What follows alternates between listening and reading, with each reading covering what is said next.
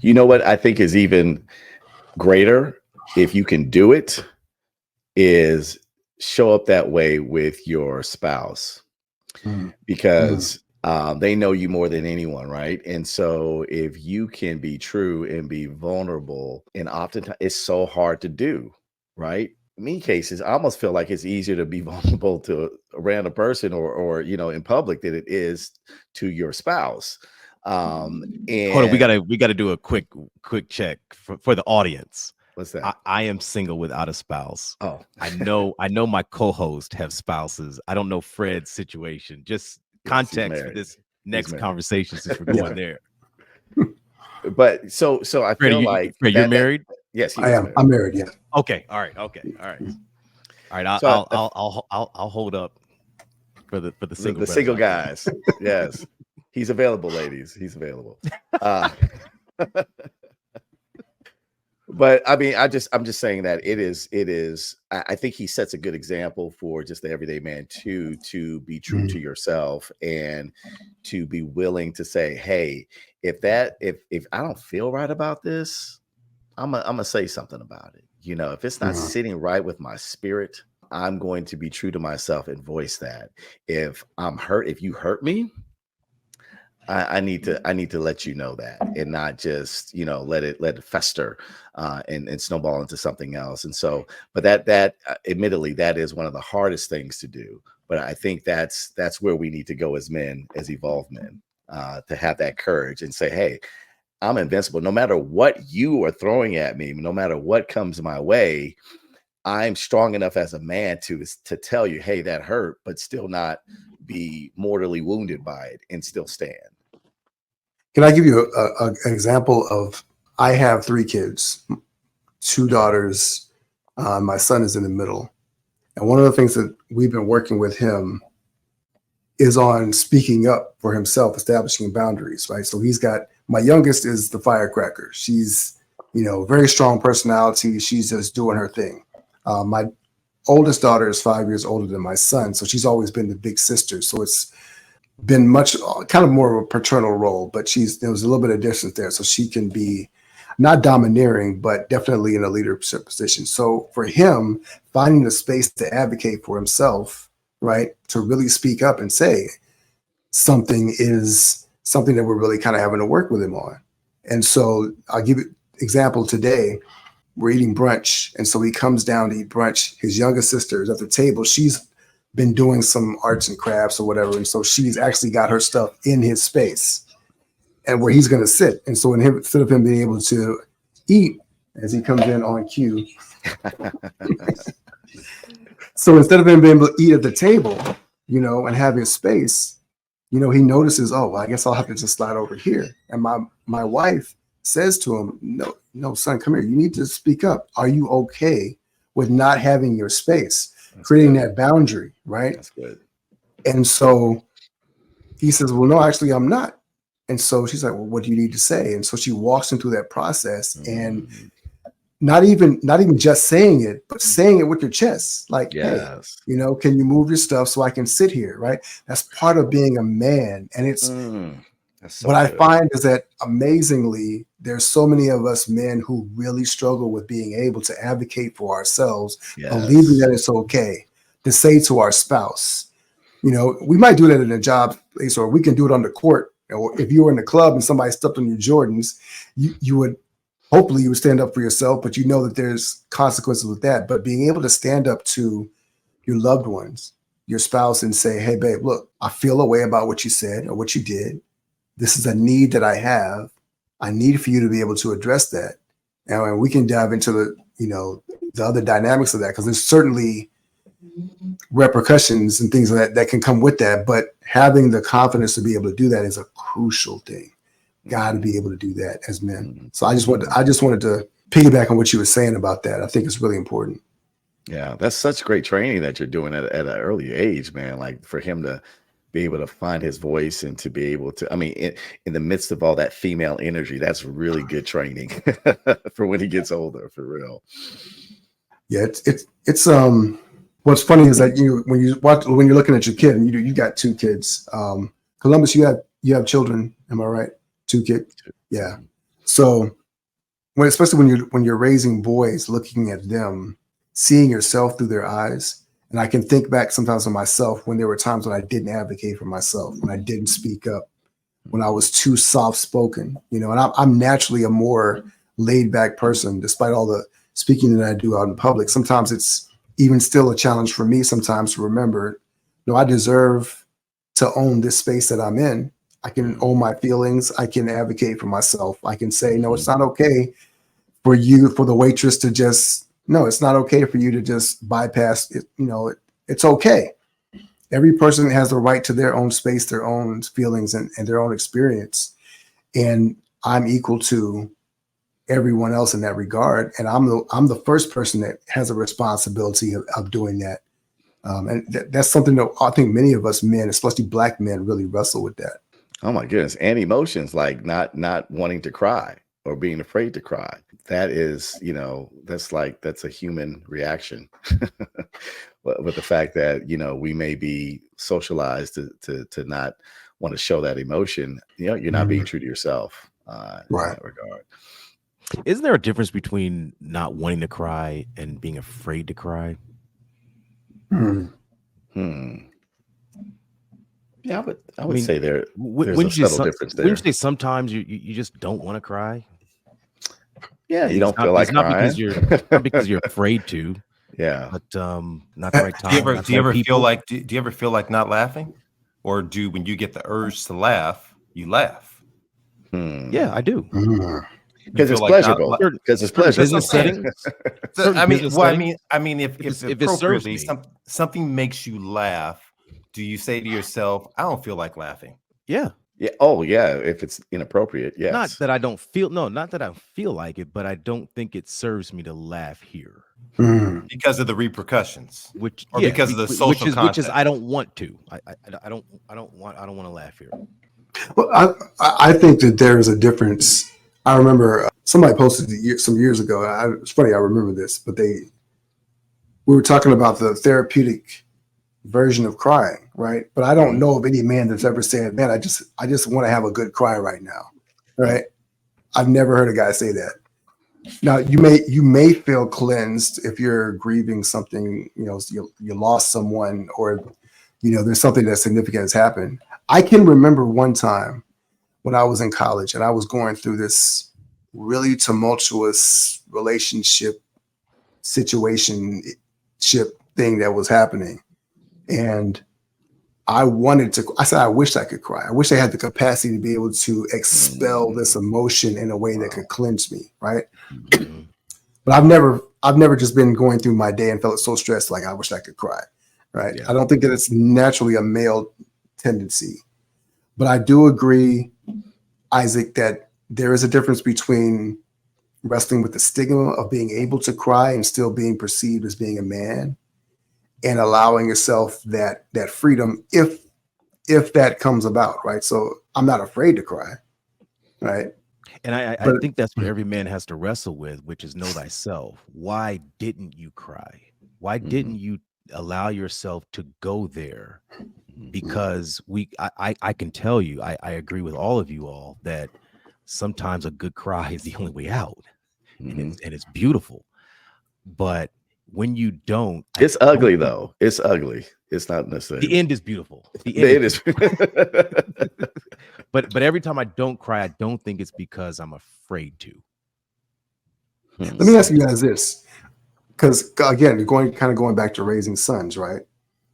So I think thankfully we're in an environment now where we're okay as fathers allowing our sons to cry when they cry. But I'm also sometimes confronted with the balance of that, of saying, son, there's a threshold. Some things we don't cry about, right?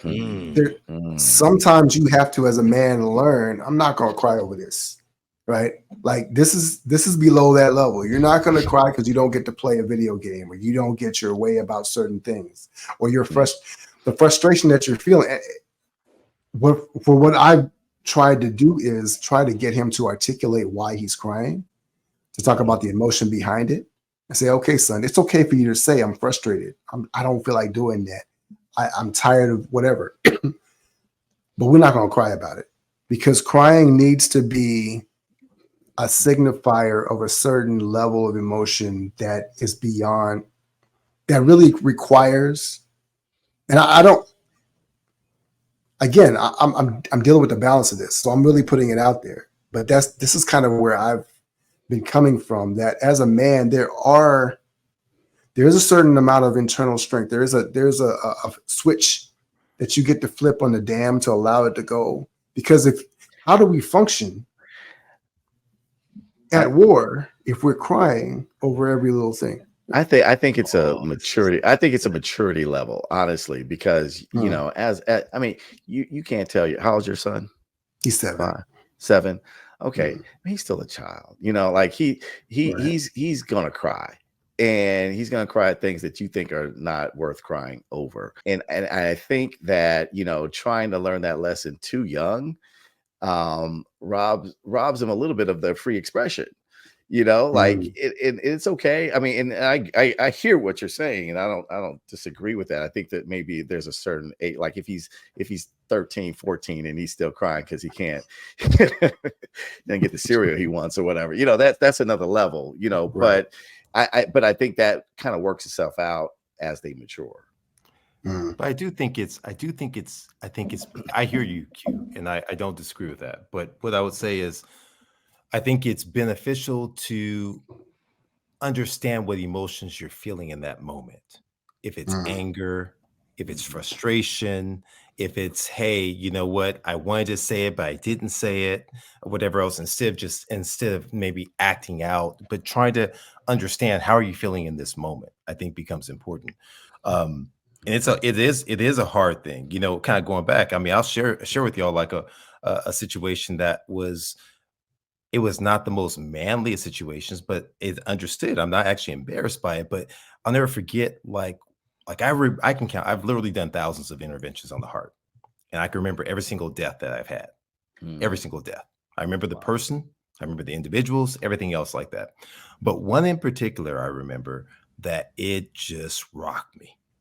It rocked me, not immediately, but I was holding it together because it's like, listen, I'm a man. You do what a man does. I'm holding it together in the back as I'm doing my stuff. And it wasn't something that, it was one of these situations where I didn't know what happened. It wasn't something I did. Everything I did was fine, but the patient died.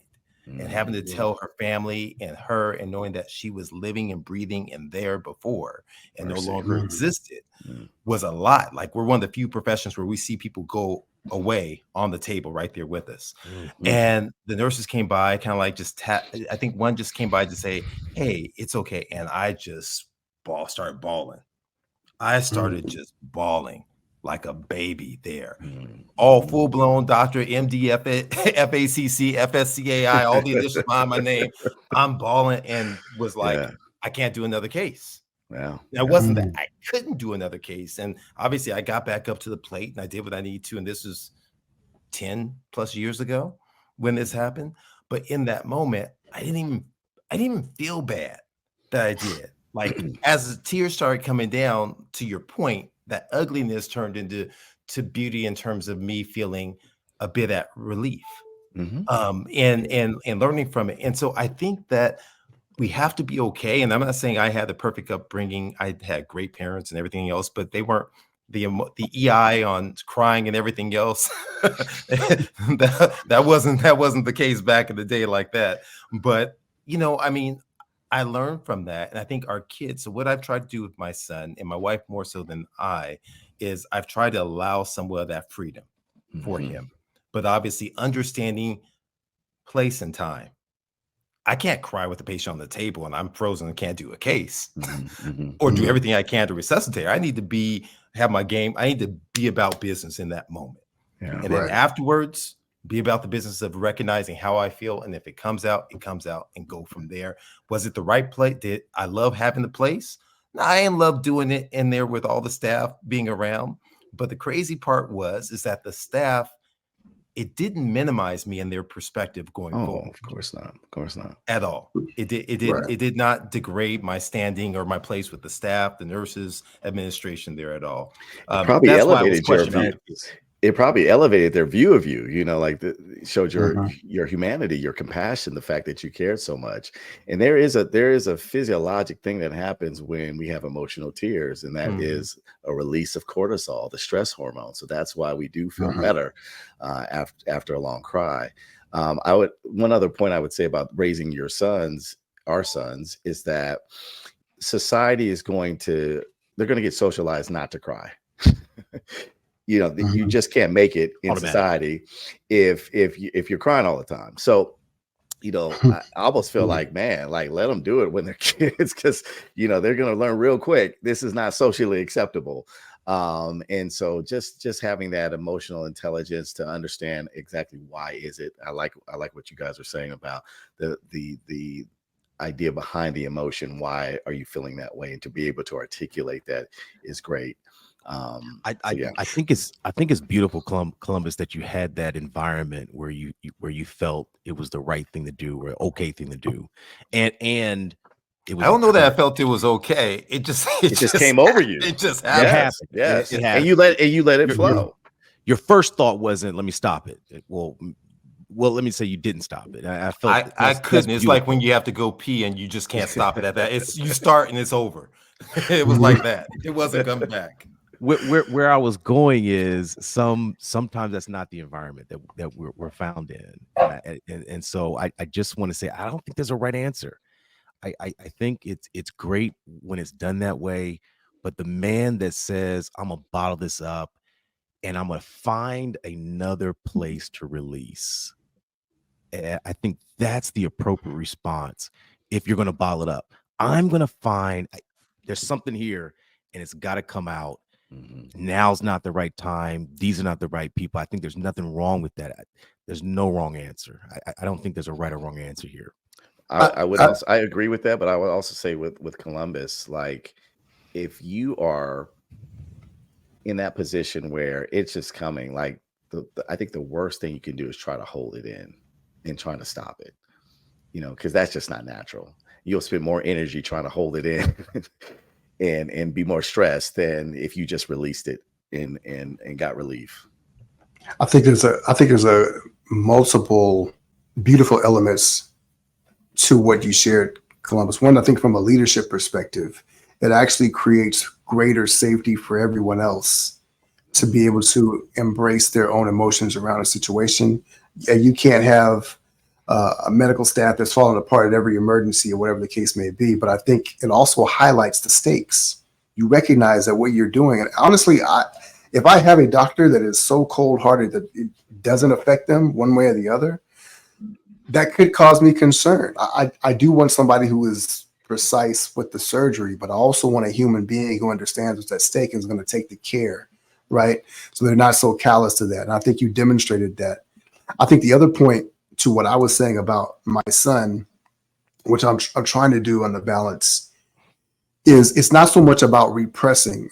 And Q, what you're saying, he's so young. I don't want to create confusion for him as he's like trying to on the meter trying to define whether or not it's okay for me to cry. But what I do want to help him to do is articulate why he's crying, Mhm. right?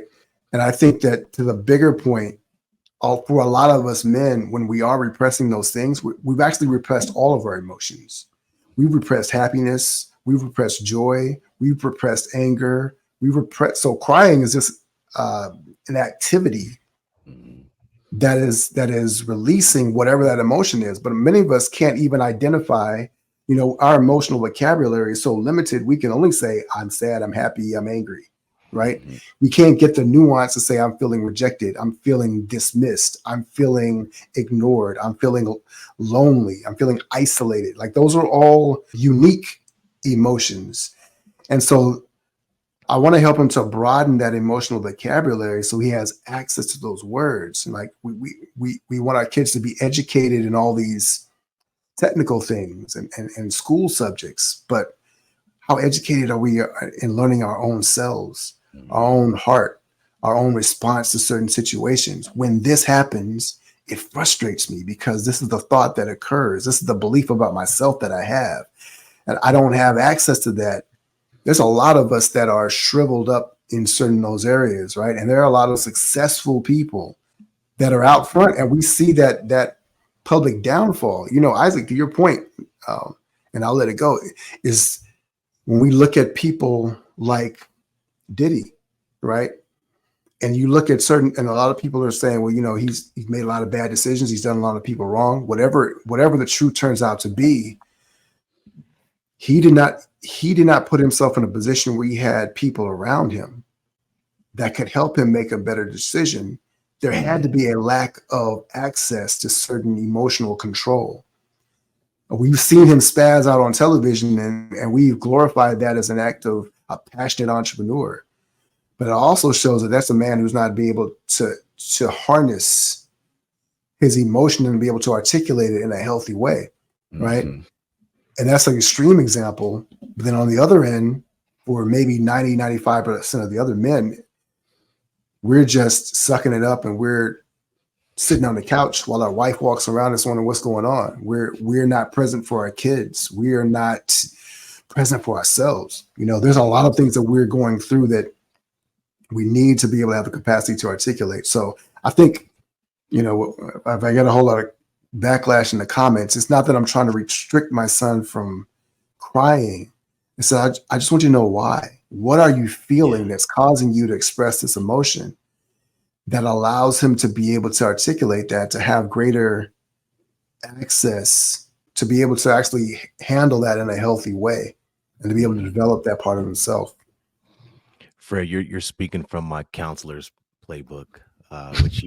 What she walked me through was go deeper than sad. Everybody feels sad, but what's the deeper feeling there, and the why? You know, what does that say about you that you're feeling this way? And that's sometimes equally as important as the release is the why. How'd you get there? Why were you there? What do you think about that? What happened? How are you feeling about it? And that's what has to come afterwards. So I like what you're doing with your son. That's a great. I love it. I love it. Why are you man. crying? Not that there's anything wrong with it, but let's talk about why. You know, what happened? Walk me through it. Columbus, did you have something to say before we? Nah, just I mean, I agree. I think that's great. That why is always the most important question to ever ask, I believe. Yeah, and you know what? Listen, I mean, this doesn't apply to a 7-year-old. I mean, this applies to all of us, right? I mean, like, I can say I've said this before. I don't feel like I was emotionally mature when I got married, and you know, I felt like I was so achievement oriented and so, you know, success oriented that part lagged behind, and you know, I found myself playing catch up with answering those questions that you were asking your son. So I think if anybody can, you know, get a takeaway from this is really like be in tune with yourself. You know, like J. Cole is in tune with himself. Be in tune with yourself and know what you're feeling, why you're feeling it. You know, you almost have to be in that third person, you know, looking down at yourself and saying, hey, okay, I feel this emotion. Why is it that I'm feeling this? What triggered that? What maybe happened that it's not even directly related to this situation that happened in the past that's triggering this, you know? And so that takes some work. I think that may even, you know, obviously it takes therapy, but at some point to be a whole person, to be a healed person, you got to go there. There's just no getting around it. You guys have talked to my therapist. It's clear. She also said third person. She said third person yourself. Look at yourself and analyze yourself from the third party. It's fantastic. It is crazy. It's a crazy concept. Wait a minute. She told you to analyze yourself in third person like LeBron? Is that what you're saying? Full circle back to the end of this conversation? She didn't say talk to yourself. I think you just said it, man. The professional said you need to be like and LeBron. As soon as she said that, she said Michael Jordan is the GOAT. Like, that was the last thing she said. And she said, before you go, reschedule your next appointment, and Michael Jordan is the GOAT. That's what Thank you. Okay. And I wrote it down. Yeah. You got the right therapist. There you go. There you go. You outnumbered, Columbus. You A2, Fred? Really? A2. Hey, look, absolutely. Oh my goodness. All right. I see. I will concede and let's know as we sign off. Michael Jordan was the greatest individual one-on-one basketball player that ever graced this earth. I will give you that. Okay, there's a lot of qualifications there. So but the GOAT. I'll take it. All right, yeah, but Bron is the greatest basketball player. Yeah. Great session. Great. Listen, Fred, we're gonna have to have you on again, man. This is great insight. Appreciate everything. And yeah, we'll do it again on the Healthy Swag podcast. Thank you guys. All right.